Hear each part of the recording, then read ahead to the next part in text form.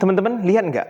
Cina sama Amerika sedang memperlakukan dunia ini seperti taman bermain mereka. Maksudnya apa nih? US sampai sekarang ingin menunjukkan kepada dunia dia itu nomor satu.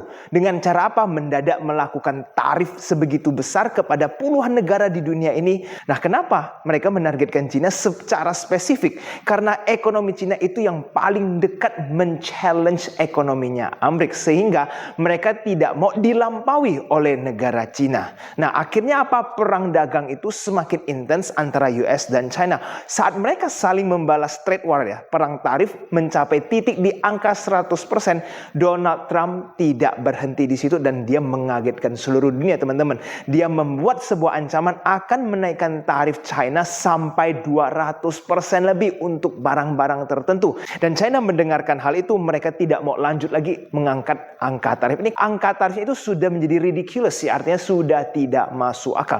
Tetapi balasan China itu justru memberikan damage yang jauh lebih besar. Nah, apa nih yang dilakukan oleh negara China yang dimana damage-nya itu cukup besar terhadap negara-negara yang ada di bagian barat seperti Eropa, Amerika, dan lain-lainnya. Teman-teman bisa nih perhatikan beberapa video ini. Do you know who actually manufactures for Sephora? Let me review the key Chinese suppliers for you.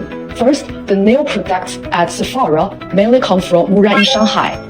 And then about 80% of facial masks are made by TIC. For eyeshadows, they're mainly provided by Shengtai in Zhuhai. About their lipsticks, blushes, and other color cosmetics, those are made by the Taihu Group. If someone's starting out, they want to build a business, you think you could? For some new customer, maybe we will decrease the MOQ like 1,000. The quality is very nice. Yeah. Very good. Because this product we also sell to Japan market, and Japan customer improve this product with our factory. And then so what would be the price point, something like this? 15 to 17. And it looks like you have a lot of products. Donald Trump just pissed off the wrong country. China is currently exposing all luxury brands. More than 80% of luxury bags in the world are made in China.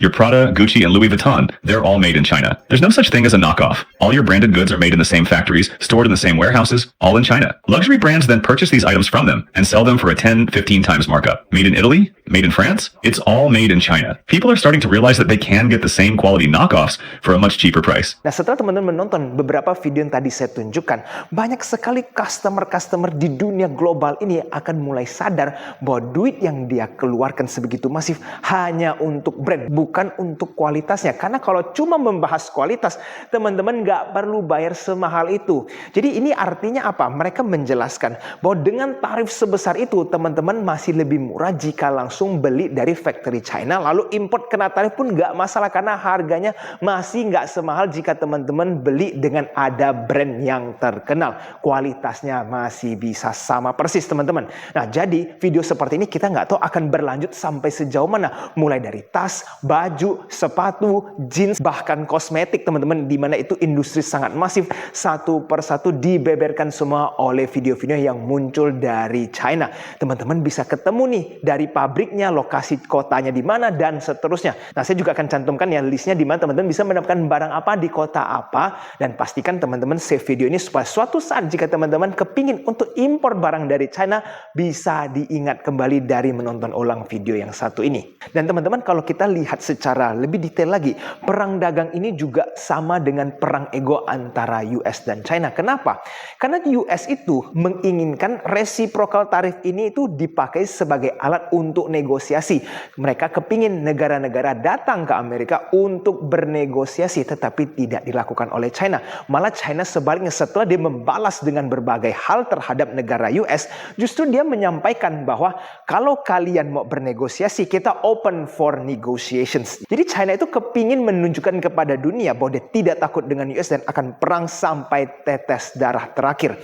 Nah, ini sebenarnya kan menunjukkan bahwa kedua ego negara ini sama-sama tinggi dan mau dipertahankan. Yang satu tidak mau dianggap rendah, yang satu tidak mau tergantikan. Nah, jadi kalau perang dagang ini disertai dengan perang ego, kita tidak tahu akan lanjut sampai kapan. Karena dua-duanya akan menghancurkan seluruh ekonomi dunia jika perang dagang terus-terusan berlanjut seperti ini. Nah, ini dampaknya seperti apa ke depannya, teman-teman? Kita mulai dari brand-brand luxury yang sudah di-expose ya, seperti Lululemon, seperti Birkin, dan lain-lain. Itu videonya sudah pada muncul semua. Dan ini baru permulaan. Kita nggak nggak tahu nanti akan muncul video seperti apa lagi ke depannya. Dan jika customer sudah mulai memahami bagaimana cara mengimpor barang dari China, sumbernya sudah ketahuan, harga modalnya juga sudah ketahuan, akan semakin banyak orang yang melakukan impor barang dari China.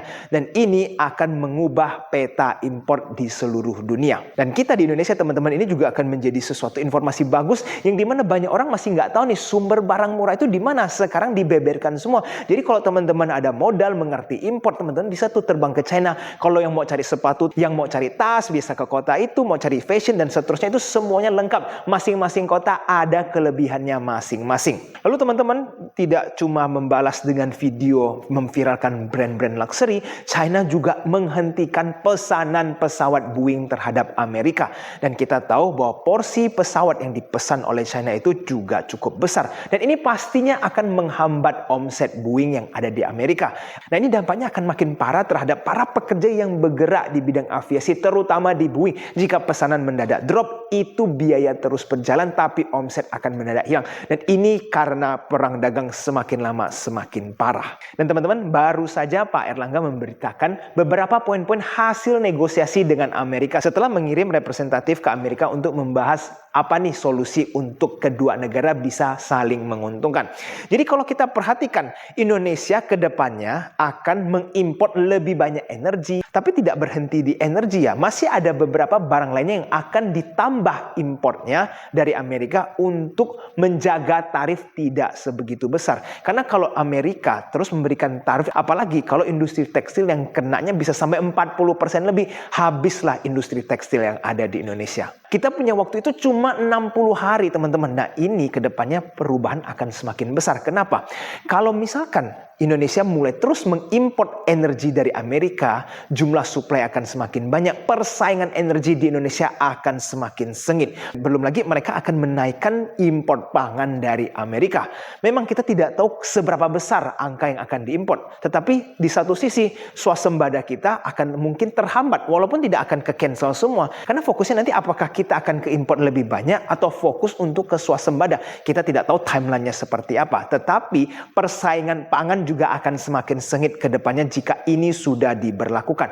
Nah, kalau kita sudah tahu roadmap ke depan 60 hari akan semakin banyak barang import, kita harus siap-siap. Apalagi para pengusaha yang bergerak di bidang pangan, bergerak di bidang energi, kalian harus mempersiapkan diri untuk 60 hari ke depan karena persaingan akan semakin sengit. Dan teman-teman kalau baca dari artikel ini, dengan tarif seperti ini, Indonesia kepingin diversifikasi, mau cari negara apa lagi nih yang bisa kita ekspor agar tarif yang dikenakan oleh US ini tidak terlalu besar. Kita mau mencari negara-negara lain untuk sebagai opsi. Jika Indonesia bisa berpikir untuk diversifikasi ekspor ke negara-negara lain karena tarif oleh Trump ini, bayangkan negara lain juga bisa melakukan hal yang sama. Nah, ini sama seperti video minggu lalu yang saya sampaikan, bahwa nanti akan banyak negara yang awalnya ekspor ke USA akan mulai mencari alternatif lain. Dan kita tahu Indonesia ini salah satu negara yang empuk karena kita negara yang sangat konsumtif. Jika nanti banyak negara lain mulai ekspor ke dalam Indonesia, nah itu nanti barang akan semakin banjir ke negara ini. Persaingan di lokal akan semakin parah. Nanti teman-teman boleh ngecek nih, di online itu perusahaan-perusahaan China udah makin menjamur lagi. Barang China itu sudah membanjiri untuk toko-toko online. Padahal dulu memang pernah banjir sekali oleh perusahaan-perusahaan China ya, bahkan dikelola sama orang China langsung. Tapi makin lama makin sedikit dan di take over sama lokal. Jangan sampai nanti di tahun 2025 ini atau ke depannya kembali lagi nih bahwa nanti akan banyak muncul ya toko-toko online yang dikelola sama orang-orang Cina langsung. Dan kelihatannya ini trennya sudah mulai kelihatan. Teman-teman bisa cek banyak barang murah. Kalau teman-teman chat itu adminnya juga bahasanya pakai translate. Kelihatannya sih orang Cina langsung yang jualan di online shop kita. Jadi dari segi sektorial pasti persaingan akan semakin parah di tahun 2025 maupun di tahun yang akan datang. Selama perang dagang tidak ada solusi antara US dan China, nothing will get better. Nah, kelihatannya Singapura juga sudah mempersiapkan diri ya, karena mereka sudah melihat bahwa kondisi global akan semakin parah jika perang tarif berlanjut, dan sekarang memang sudah kejadian. Makin lama kondisi semakin ribet dan kita tidak tahu negara mana yang akan runtuh duluan karena perang tarif ini. Lalu kita membahas tentang market kita IHSG, teman-teman. Ini nasibnya bagaimana? Danantara akhir bulan April sudah mendapatkan dividen dari perbankan. Nah, kelihatannya mereka sudah mengurus saham-saham BUMN ya. Bagi teman-teman yang kepingin berspekulasi, teman-teman boleh tuh pilih saham-saham BUMN karena muncul kepentingan. Ingat, banyak perusahaan BUMN yang TBK itu sudah dikonsolidasikan ke dalam Danantara. Jadi mereka bisa nih memperbaiki mereka punya performance BUMN selagi mendapatkan profit. Karena banyak saham-saham BUMN kan yang lagi murah. Jadi kalau mereka serok di bawah, mereka angkut, mereka sudah bisa profit. Karena ingat, Danantara baru mulai bergerak di tahun 2025, di mana banyak perusahaan BUMN yang PI-nya memang masih bagus murah, atau PI-nya itu yang amburadul, artinya perusahaannya tidak profitable, semuanya itu sudah dimasuk konsolidasikan di dalam Danantara. Kita tidak tahu nih saham apa yang akan diangkut naik, tetapi teman-teman boleh setidaknya lirik 10 saham BUMN, dan itu sudah termasuk bank ya. Dan teman-teman boleh diversifikasi BUMN di beberapa sektor ya, selain perbankan, misalkan mau energi dan lain-lain, teman-teman boleh amati tersebut. Dan jika big fund sudah terlihat mulai belanja, teman-teman boleh masuk, karena nanti itu menunjukkan Danantara ada kepentingan untuk menaikkan saham-saham BUMN yang sudah terkonsolidasi di perusahaan Danantara itu. Dan teman-teman, kalau kita perhatikan foreign flow, asing masih terus-terusan keluar dari Indonesia sampai di Jumat kemarin tetap exit. Nah, kelihatannya memang lokal harus serius menopang IHSG kita. Dan ini sudah terbukti bahwa memang lokal mau serius menopang IHSG kita. Contohnya seperti bisa buyback tanpa RUPS. Kedua, teman-teman lihat Danantara akan menjadi liquidity provider, di mana mereka akan menjaga volume IHSG agar tetap baik. Walaupun ada massive sell-off, mereka akan berusaha menopang agar tidak terjadi trading halt di kemudian hari.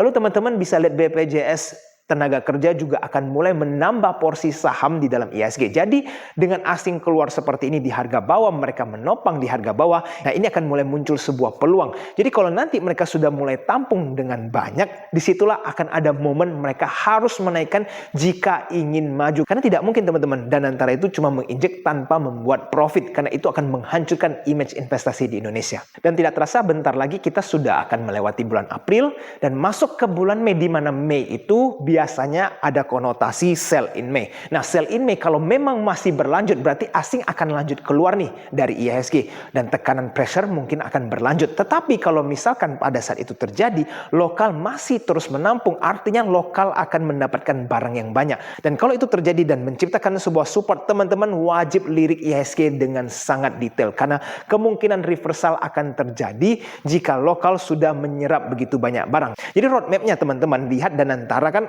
uangnya sudah masuk di bulan akhir April ini. Bulan Mei kalau ada terjadi massive sell off dari asing di harga bawah, Danantara bisa mulai nyicil. Setelah bulan Mei, teman-teman masih menemukan nih perusahaan yang PI-nya rendah, masih profitable, tapi valuasinya murah, hajarlah saham tersebut. Karena nanti pada saat semuanya membaik, teman-teman bisa mendapatkan profit yang cukup besar. Dan tahun 2025 ini akan menjadi peluang terbaik untuk teman-teman yang ingin belajar investasi. Karena saham banyak sekali yang murah, bahkan perbankan itu banyak sekali valuasinya yang sudah sangat murah. Nah, teman-teman tidak akan mungkin bisa mendapatkan harga semurah ini jika tidak ada perang dagang yang sebesar skala sekarang ini.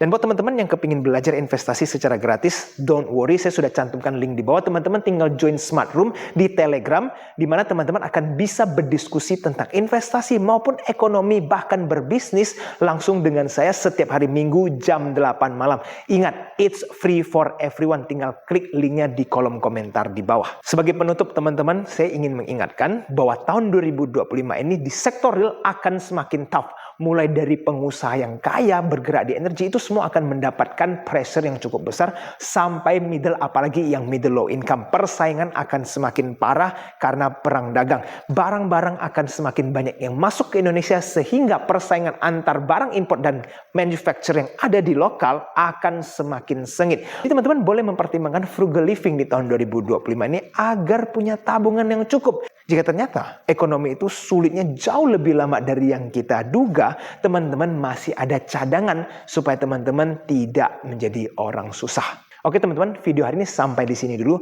Jika teman-teman merasa video ini bermanfaat, pastikan teman-teman share video ini dan subscribe channel Edge Invest. Karena ternyata banyak sekali yang masih belum subscribe channel Edge Invest.